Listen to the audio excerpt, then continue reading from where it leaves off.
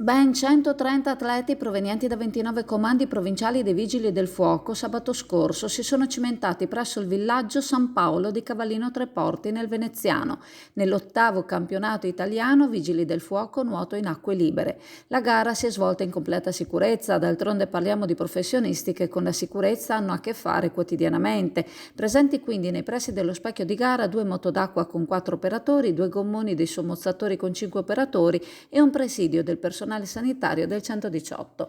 A collaborare alle operazioni necessarie per l'organizzazione, l'accoglienza, il cronometraggio e la logistica l'Associazione Nazionale dei Vigili del Fuoco in quiescenza.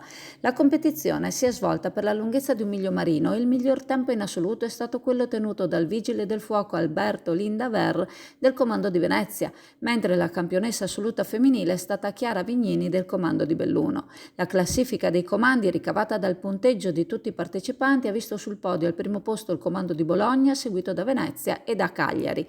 Presenti al via della gara il direttore interregionale dei Vigili del Fuoco del Veneto e del Trentino Alto Adige, l'ingegner Loris Munaro, il comandante dei Vigili del Fuoco di Venezia, l'ingegner Mauro Luongo, padrone di casa, e i direttori vice dirigenti Alessandra Bascià ed Elena Pesce.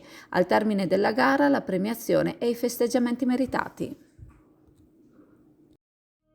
SD Auto informa della novità per il 2023, la revisione dei carrelli in sede. Si effettuano revisioni in sede dei rimorchi di massa complessiva non superiore ai 3.500 kg, 01 e 02, di carrelli per imbarcazioni, per moto, per auto, roulotte, trailer per il trasporto cavalli, carrelli tenda, carrelli trasporto animali e tutti i carrelli di massa complessiva non superiore ai 3.500 kg.